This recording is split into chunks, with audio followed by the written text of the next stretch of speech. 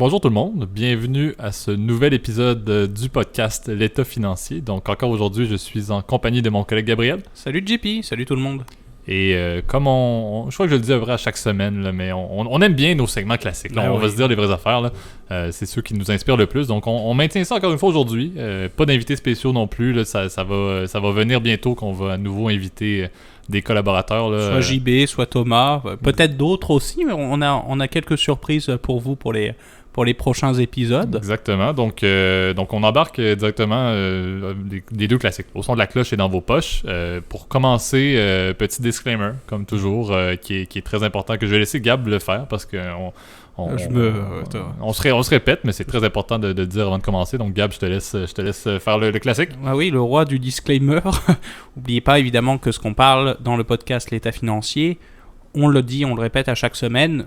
N'oubliez pas qu'il s'agit vraiment de notre opinion personnelle, mais ça ne reflète pas une recommandation officielle de placement. Pour toute information, moi je vous recommande, en tout cas, encore une fois, là vraiment pour le coup, à consulter un expert, conseiller financier, planificateur, fiscaliste, comptable, quiconque est autorisé, entre guillemets, aussi à pouvoir vous émettre des recommandations adaptées à votre profil personnel. Voilà. Parfait, donc lançons ça en force, comme d'habitude, avec notre segment Au son de la cloche. Parfait. Donc, cette semaine, similaire à nos habitudes, là, plutôt que de maintenir... On vous le dit, là, on veut faire des revues de marché ou faire un petit peu un retour sur ce qui se passe au niveau des places boursières. Mais on veut le faire peut-être une fois par mois. Là. Donc, le but n'est pas de faire ça à chaque fois. Donc, aujourd'hui, encore une fois, on va parler d'un sujet... On se délaisse un petit peu de la vulgarisation aussi de concepts en finance de marché parce que je crois que c'est ce qui vous plaît le plus. Qu'on parle un peu des cas qui, on le rappelle, là, ou des scandales qu'on aime se parler dans la vie de tous les jours, Gab et moi, et avec nos amis également, qu'on a fait de la finance. Donc, on se lance dans un sujet assez intéressant qui va peut-être être le premier de quelques-uns, parce que on change un petit peu de segment de cas ou de situations intéressantes. Donc, Gab, je vais te laisser introduire un peu en fait, pas quel est le sujet, mais quelle est la nouvelle thématique qu'on va lancer aujourd'hui puis qu'on va probablement continuer dans les prochains épisodes. Ouais, la nouvelle thématique, en fait, ça ressemble, en fait, quand même... on reste quand même, dans les deux fameux formats, là, toujours. Là, on voulait vraiment vous parler, et puis je pense qu'on va le répéter aussi, si ça vous plaît, bien évidemment. C'est le fait, en fait, d'analyser, en fait, des entreprises qui nous plaisent, entre guillemets, ou nous intéressent aussi. Là, ça va être plus le podcast qui nous intéresse pour le sujet d'aujourd'hui. Sans plus tarder, roulement de tambour, JP, il s'agit d'aujourd'hui de... General Motors, et principalement, pourquoi est-ce qu'on en parle? Encore une fois, c'est la transition vers Gab l'a dit. Moi, je parlais un peu on parle de scandale, et Gab veut aussi, on va regarder vers des entreprises, faire de l'analyse de compagnies qui nous intéressent, et ce qui est intéressant, c'est que GM, depuis 2009, c'est un mix des deux. C'est un mix de un peu scandale avec une bankruptcy, et maintenant une reprise quand même assez intéressante. Donc, le but qu'on va faire aujourd'hui, c'est de parler un petit peu de tout ce qui s'est passé depuis 2009. Parce qu'on peut dire maintenant, là, le GM qu'on connaît de nos jours, c'est une bien bonne compagnie, là, entre guillemets. Ouais, après, c'est peut-être pas non plus une des compagnies les plus performantes. Non, aussi, c'est plus la même chose, mais... c'est sûr que par rapport, en fait, avant la grande crise financière, avant la grande récession, là, c'est sûr que c'est une entreprise qui a beaucoup changé. Moi aussi, je vais pouvoir remettre aussi dans une perspective aussi historique aussi, parce que les déboires de General Motors remontent en fait vraiment au début des années 70 en fait, très clairement. Ouais, je veux dire, General Motors n'avait plus la même place dans l'industrie américaine automobile. En fait, c'est pas tant General Motors qui était problématique que l'industrie automobile américaine qui n'avait plus le même lustre qu'avant. Donc, si on revient un petit peu sur la base de ce qu'on veut aborder, encore une fois, la logique des bankruptcies, des banqueroutes en bon français. Ou faillites. Ou des faillites, encore une fois, il y a trop de termes. Mais concrètement, on veut parler de ce qui s'est produit. Et c'était au matin, là, au tout début du mois de juin 2009, là, à 8h le matin, à Manhattan, que General Motors, contre toute attente, annonce officiellement un Chapter 11 là, aux États-Unis, donc la protection de la loi contre la faillite ou contre les créanciers. Une restructuration en fait de dette en fait. Le Chapter 11, on vous a parlé, je pense là, il y a quelques temps du fameux Chapter 7. Oui. Il existe aussi aux États-Unis le Chapter 11. C'est une autre type de faillite où en gros les créanciers, en fait l'entreprise déclare à ses créanciers qu'elle va avoir de la difficulté à payer. et qu'elle souhaiterait avoir un arrangement en gros à l'amiable. Donc souvent c'est un arrangement qui est trouvé devant la justice, là, puis souvent c'est un peu plus encadré. Donc un Chapter 7, c'est la fin. Là. Exact. Donc le Chapter 11 annoncé, comme on l'a dit, en 2009, c'était à ce moment-là là, la plus grande insolvabilité de l'histoire américaine. Là. General Motors avait un poids qui était très important, avait une masse d'individus qui était très, très, très grande. Et c'est à ce moment-là que on est arrivé avec la conclusion où c'est sorti un peu de nulle part que depuis à peu près 4 ans, soit depuis à peu près 2005, la compagnie faisait des pertes et des pertes et des pertes, ne faisait plus de profit à chaque année. Là. Et il y avait pour 81 milliards de déficit dans les 4 dernières années qui avaient eu lieu au niveau de General Motors. Et c'est là que le président de l'époque, encore une fois, on en parlait dans le dernier épisode également, là, il a dû se présenter devant le Congrès ou devant les instances gouvernementales américaines. C'est très télévisuel, hein, d'ailleurs. Aux États-Unis, il y a vraiment une passion, en fait, depuis le scandale du Watergate aussi, pour ces fameuses commissions d'enquête parlementaire. C'est télévisé. On a parlé la semaine dernière du scandale entre Cambridge Analytica avec Mark Zuckerberg. C'est essentiellement la même chose qui s'est passée pour General Motors. C'est une belle image, genre, de mettre un peu le gouvernement face au privé, là, une compagnie privée face au gouvernement. On dirait que le gouvernement aime ça, pouvoir se montrer un peu supérieur et de pouvoir poser des questions. Le peuple contre les... C'est un peu ça. Donc c'est là où, en fait, ce qui s'est produit concrètement en 2009, vous vous souvenez, là, c'était la fin où on est encore un petit peu dans la crise financière là, majeure qu'on avait vécue. Et c'est là où le plan de restructuration, c'était Obama qui était au pouvoir, c'était les démocrates qui étaient au pouvoir à ce moment-là, et Obama a décidé de, si on peut dire, sauver le General Motors, avec également, important de le mentionner, le gouvernement canadien et le gouvernement de la province de l'Ontario au Canada, étant donné qu'il y a beaucoup d'emplois et de manufactures qui se font, bon, GM étant lié au Michigan, le Michigan étant à un cours d'eau, à un lac proche de l'Ontario. Les gouvernements des deux pays se sont vraiment impliqués pour mettre de l'argent de côté dans le but, et faire ça simple, la compagnie GM, l'ancien GM, si on peut dire, a été racheté en partie pour ses actifs par un nouveau GM qui était propriété en grande partie, comme on l'a dit, du gouvernement américain, du gouvernement canadien, du gouvernement de l'Ontario et des anciens créditeurs également.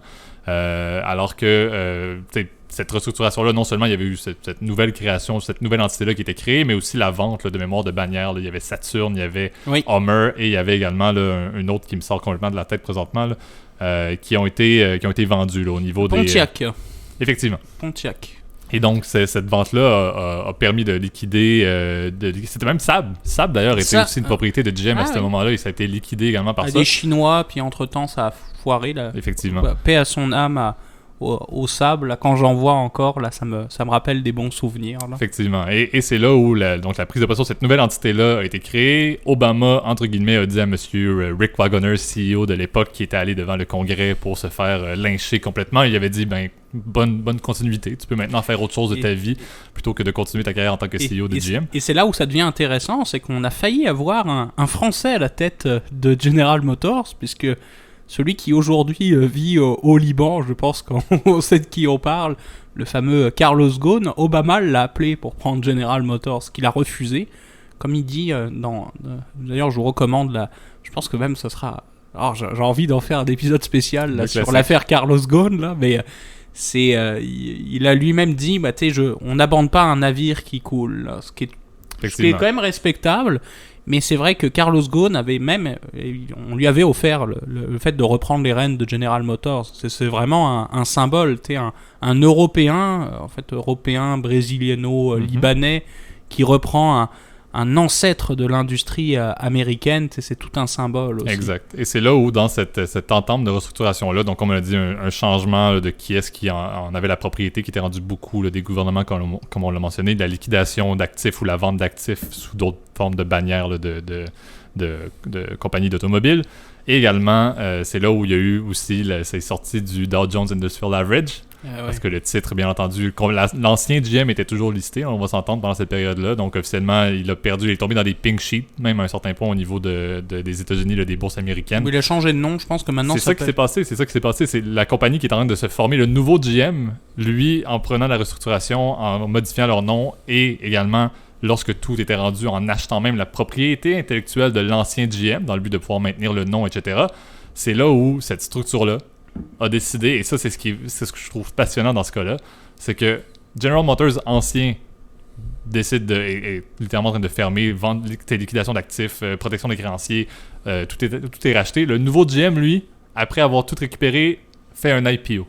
Décide de faire un premier appel public à l'épargne. On le rappellera, là, c'était listé l'ancien GM, mais la nouvelle compagnie restructurée sous de nouveaux termes, sous de nouveaux numéros de registre d'entreprise, avec un nouvel actionnariat, une nouvelle propriété, décide de faire un IPO au niveau des marchés américains, encore une fois, et de tout relancer. L'IPO aussi s'est passé en ouais, et puis c'était une façon aussi pour les... Parce que c'est vrai que ça a été assez contesté aussi dans les... Pas dans l'électorat américain, mais je dirais dans la société américaine qu'on nationalise, vous le savez. En plus, vraiment, la société américaine est très, très défiante en fait de l'interventionnisme de l'État de façon générale. Souvent, c'est une société extrêmement capitaliste en fait. C'est très libéral comme système économique, le système économique américain. Là. Donc c'était assez mal vu en gros qu'un gouvernement de gauche entre guillemets, parce que bon, ça c'est la petite blague, mais Barack Obama était vu vraiment à gauche quand il a pris cette décision-là. Puis le IPO était une façon pour le gouvernement américain aussi de liquider aussi ses positions d'une certaine façon, parce que maintenant, en quelques années, il a été capable de réduire sa participation. Puis je pense maintenant, le gouvernement américain a fait vraiment du profit pour effectivement, mais c'est ce qui était un peu particulier. Puis tant mieux, effectivement, qu'il y a eu un retour sur cet investissement-là. Mais c'est un peu... GM a été sauvé par la population, a été sauvé par les fonds publics des gouvernements, principalement le gouvernement américain, mais aussi le gouvernement canadien. Et par la suite, a pu aller récupérer de l'argent, encore une fois, sur les marchés boursiers pour redevenir une entité privée indépendante du gouvernement. Je crois que c'est quelque chose qui a un petit peu fait surpris un petit peu tout le monde et même frustré certains parce que c'est une compagnie privée et à l'époque, comme je dis, M. Wagoner a été lynché, comme j'ai dit, parce que la gestion que c'était... GM était trop gros pour ce que c'était. C'était encore avec une capacité de production, avec une capacité de vente, avec des points de vente. C'était énorme en termes de coûts que lorsque la crise est arrivée en 2008-2009, ils se sont ramassés à moins de ventes, mais ils étaient prêts de baisser leurs coûts. Leur coût fixe était beaucoup trop élevé, ça bougeait pas du tout. Donc le fait de dire, cette compagnie-là, en dedans de quelques mois, et même un an par exemple, a pu juste faire une remise à neuf, changer un petit peu de structure de manière minime, sauvé par les fonds publics et refait une entrée en bourse soudainement un an plus tard, c'est tant mieux parce que, encore une fois, d'un point de vue, c'est le maintien des emplois, c'est bien, c'est pas négatif. Et puis on rappelle, c'est Made in America, là, c'est important le fait de... C'est un peu ça en fait, puis on en reparlera peut-être un petit peu plus vers la fin, là, mais la logique de sauver ça, c'était pas seulement les emplois, c'était aussi sauver la capacité des États-Unis de produire des automobiles ou produire des trucs faits à partir du fer dans les États de la Rust Belt, comme on dit si bien. C'est ça, et puis c'est sûr que le déclin de General Motors, même si aujourd'hui, il existe encore, là, l'industrie américaine automobile surtout a conservé en fait ses torts, entre guillemets, même aujourd'hui. C'est qu'aujourd'hui, l'industrie américaine, par exemple, General Motors, je vous dis, c'est Chevrolet. Aux États-Unis, c'est Chevrolet, Dodge, Jeep, Ram. C'est aussi, je pense, en Europe, c'est Daimler. Ils ont fusionné avec Opel. Bon, ça, je pense qu'on en reviendra plus tard. Donc aujourd'hui, c'est pas des marques très fancy, on va pas se le cacher. Là. Donc, aujourd'hui... Je pense que General Motors, en fait, leur échec premier remonte, puis comme on l'avait dit, ça remonte au niveau des années 70.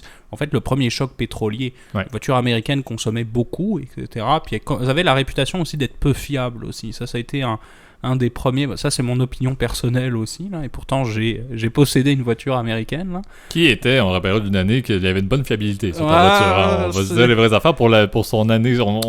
Oui, et quand même, elle a tenu longtemps. Dans les années 90, en termes de production, là, c'était fiable, ce modèle-là. C'est ça, et puis c'est vrai qu'effectivement, l'industrie américaine, en fait, a commencé à décliner aussi en même temps que le déclin de Détroit, parce que toutes ces industries-là étaient basées, en fait... dans la fameuse Rust Belt, donc le Michigan, l'Ontario, en fait le sud de l'Ontario pour le Canada, l'Ohio, donc des États où en fait il y a une production importante, et puis il y avait vraiment toute une chaîne de production locale, même s'il commençait à y avoir aussi de la production au Mexique avec l'ALENA ou le NAFTA pour nos amis anglophones. Et maintenant l'accord de libre-échange, je ne sais plus, ça commence par les États-Unis bien entendu. Je ne sais plus c'est quoi le nouveau nom, mais qui est la version 2.0 avec une position améliorée des États-Unis, mais sans plus. Et c'est ça, et c'est sûr que tu es dans ce cadre-là, en fait... General Motors, le problème, ils ont subi en fait le déclin en fait économique de cette région-là. où c'est vrai qu'effectivement les problèmes sociaux aussi pour les populations, par exemple noires, c'est vrai que se faisait sentir beaucoup de racisme aussi à cette époque dans le Michigan.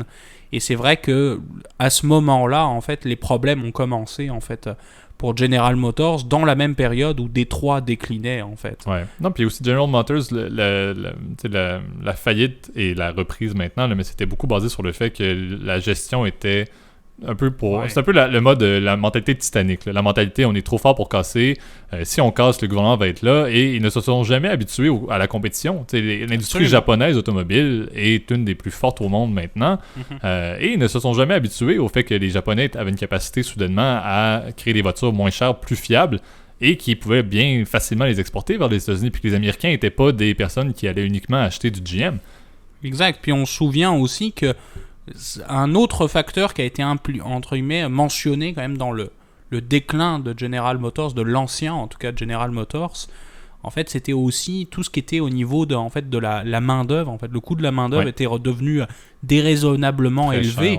Cher, beaucoup de syndicalisme également dans ce secteur-là. Exact. Puis c'est vrai que la main d'œuvre dans l'industrie automobile américaine est très syndiquée, ce qui est rare en fait au passant aux États-Unis. Là, c'est plus le contraire d'habitude.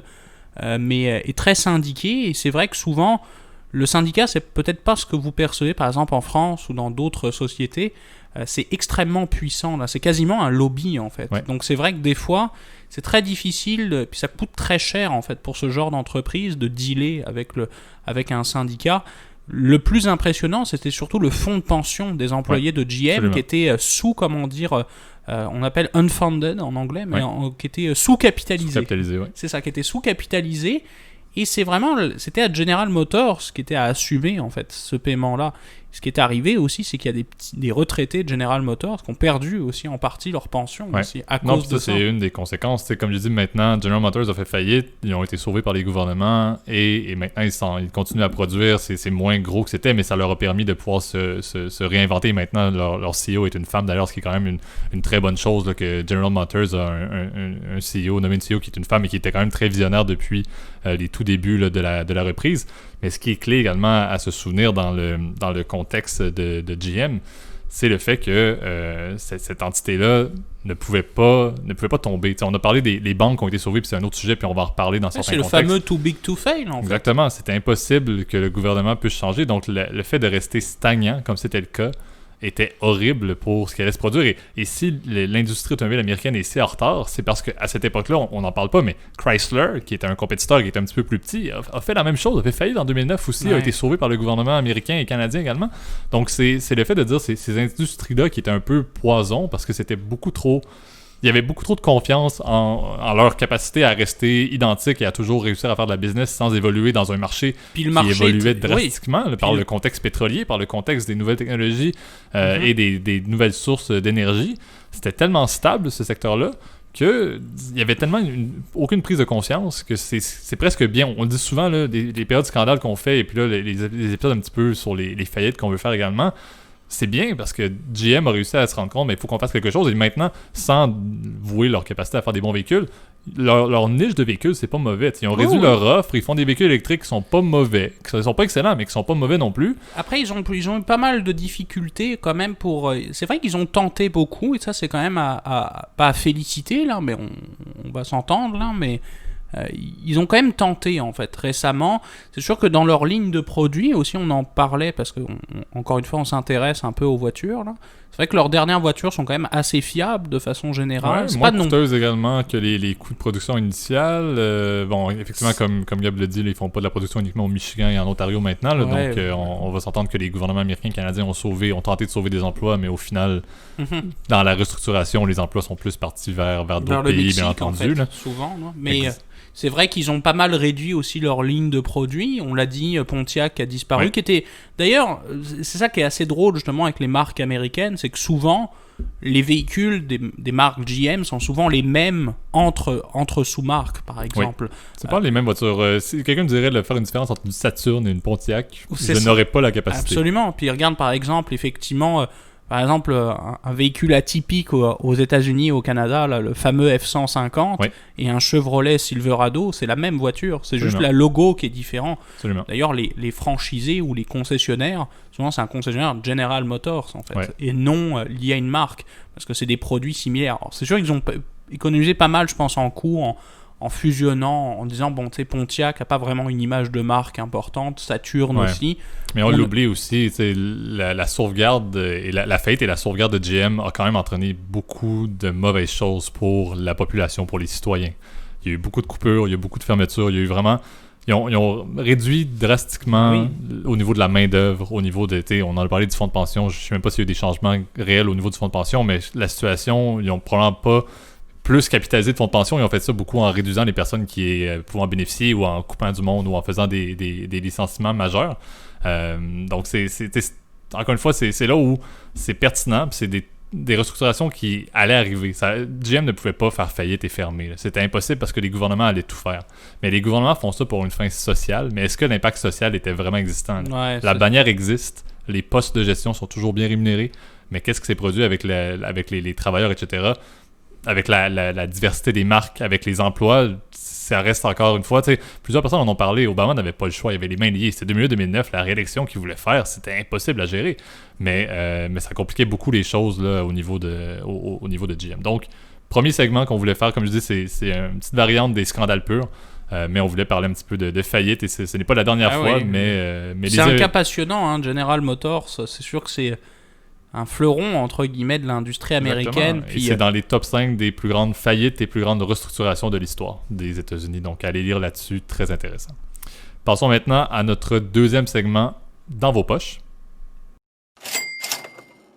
Parfait. Donc, le sujet pour ce segment-ci cette semaine là, est un petit peu en contraste avec notre premier segment où on parlait un petit peu de l'industrie automobile. Donc pour ce segment, on veut vous parler de l'investissement socialement responsable qui, encore une fois, vient ramener un petit peu ce podcast-là le plus au centre après avoir parlé de la Rust Belt américaine et de comment le gouvernement avait sauvé une des plus grandes manufactures de produits pétroliers ou du produit utilisateur du pétrole. Ouais, c'est un peu Parlons ironique. un peu d'investissement socialement responsable, un concept quand même assez important pour votre gestion de portefeuille parce que je crois qu'on est tous conscients, puis encore une fois, Gab et moi, on est dans la vingtaine, et puis tu sais, c'est un petit peu un nouveau mode dans lequel on n'a comme pas le choix de réfléchir. Il y a les investissements classiques, mais le fait d'investir pour mieux protéger notre terre et notre avenir est quand même assez important. Puis Gab, dans le domaine où tu travailles, je sais qu'il y a une offre qui se fait de produits. Donc, peut-être on va parler un petit peu de c'est quoi, mais aussi parler un petit peu de ce qui est disponible et est-ce que ce qui est disponible est réellement 100% socialement responsable. C'est un peu ça la question que plusieurs personnes se posent.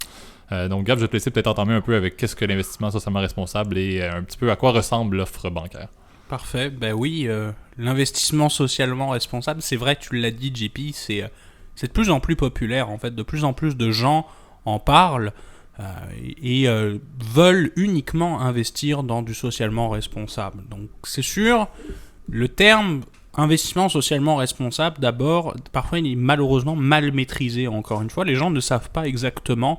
Vous pouvez penser que tu es dans un fonds socialement responsable, on investit dans des biocoop ou tu es dans des commerces de proximité. Vous pouvez penser ça, tu es à première vue, là, au vu du marketing, malheureusement aussi. C'est vrai que c'est dur de comprendre le concept. Qu'est-ce que c'est la responsabilité sociale en termes d'investissement? Mais la vérité, en fait, c'est que quand même, dans un fonds socialement responsable, c'est quand même un portefeuille classique d'abord. Donc c'est souvent, la plupart du temps, bien évidemment, les bases restent les mêmes. Soit si vous achetez des actions, des obligations, etc. Vous pouvez choisir un portefeuille.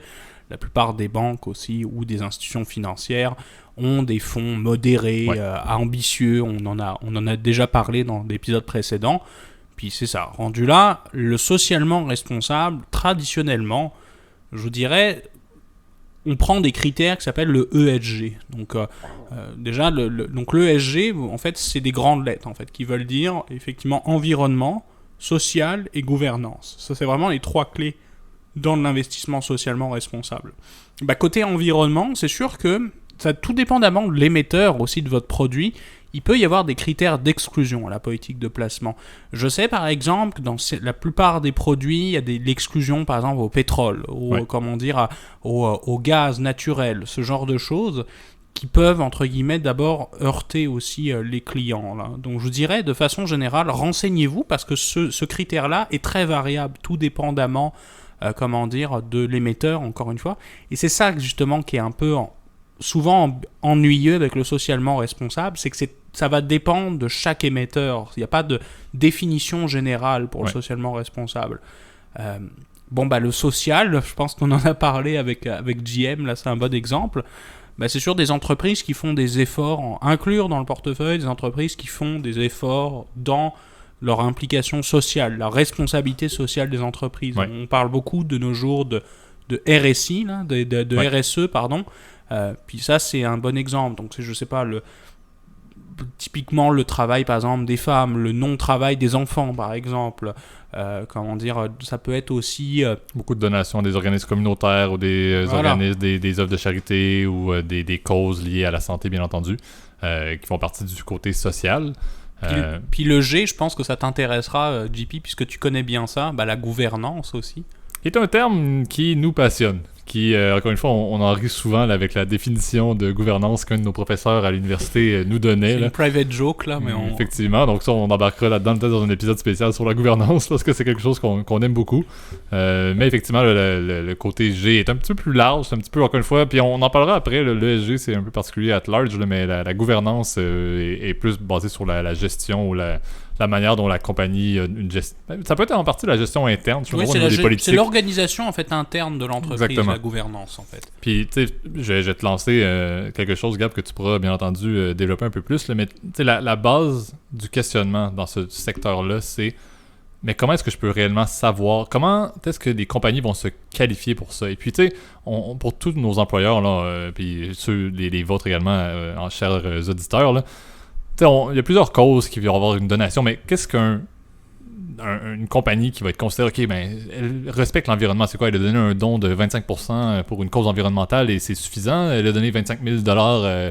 C'est ça qui est très compliqué à définir et c'est ce qui rend l'investissement social très dur et très opaque à avoir de l'information. C'est ça, et c'est ça le problème aussi de cette industrie-là, c'est que ça reste, entre guillemets, le socialement responsable reste, encore une fois, très peu transparent. Moi, c'est mon opinion, absolument. Encore une fois.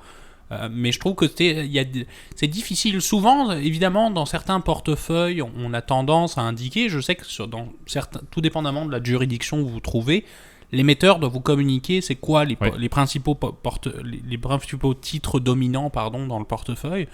Je sais par exemple au Québec et au Canada, de façon générale, c'est toujours les 10 plus gros qui sont inclus dedans, pour des raisons, je pense, de confidentialité pour la reste du portefeuille. Le fameux délit d'initié aussi, pour éviter ça. Donc moi je vous dirais effectivement déjà de vous renseigner en fait avec la personne effectivement qui vous vend le produit, puis de pas hésiter à aller plus loin dans la lecture. Souvent, la loi vous autorise entre guillemets à avoir un aperçu complet du fond. Souvent la personne qui vous vend le produit socialement responsable va vous donner la brochure entre guillemets juridique. Mais il y a certains documents qui sont sur demande. N'hésitez pas à les demander à votre conseiller. Puis c'est clairement indiqué, pareil, dans toute la paperasse, que vous pouvez obtenir ce document-là. C'est bien important. Puis là, ça indiquera de façon très précise c'est quoi la stratégie socialement responsable. Première étape. Deuxième étape, je vous dirais, renseignez-vous aussi sur les autres aspects qui sont liés au socialement responsable. Un autre aspect qui est souvent mal maîtrisé, c'est que souvent, socialement responsable implique plus de recherche. Puis vous le savez, quand on fait de la gestion active, donc il y a quelqu'un qui monitore un portefeuille, ça implique quoi? Davantage de coûts. C'est ça. Plus de recherche implique des frais de gestion qui vont être plus élevés. Le rendement, en conséquence, peut être un petit peu moins intéressant que les solutions classiques. Donc, c'est un peu ça le problème présentement. Au-delà de l'opacité de l'information, là, également le contexte du rendement et des frais. C'est très compliqué pour des personnes de comparer l'investissement dans un portefeuille classique, là, sans considération socialement responsable, et un portefeuille socialement responsable, parce que présentement, ce qu'on voit, la tendance, c'est si je veux faire du socialement responsable, je le fais par conscience, mais pas pour fin de rendement. Parce que le rendement, en général, présentement, on voit pas de comparaison directe au niveau de la même qualité. Toute chose étant égale par ailleurs, on remarque que les rendements de portefeuilles classiques sont souvent un petit peu plus élevés que les rendements de portefeuille socialement responsable. Donc, c'est un peu le deuxième problème qui est les frais liés à l'analyse, liés au fait que, bien, comme Gab l'a dit, la gestion active, les gestionnaires de portefeuille doivent faire beaucoup plus d'analyse là-dedans.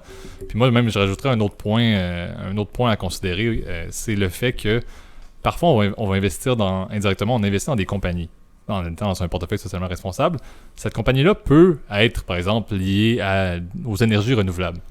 Mais peut-être que cette compagnie-là, avec ses actifs, et on en parlait avec Enron, là, peut-être que la compagnie, elle fait de l'investissement, elle, et que son investissement, cette compagnie qui fait de l'électricité, par exemple, le met à 75% dans du pétrole.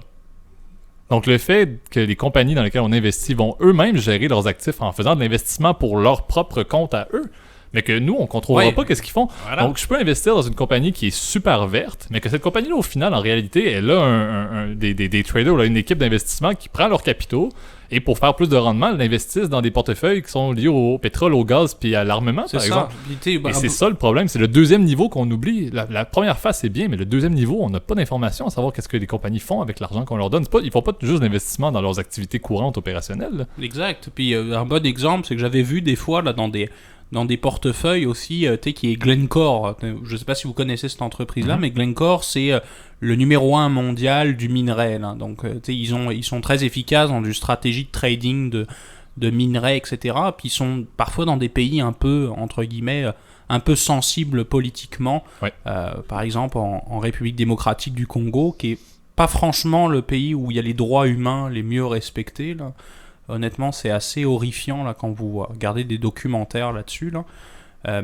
Autre problème, moi, que je vois aussi avec le socialement responsable, c'est ça, tu l'as dit quand même pas mal, JP. Là. C'est sûr que la question aussi du rendement aussi me tracasse un peu. C'est que souvent, les gens peuvent penser que comme ça va être un secteur du futur, ça va forcément gagner en valeur.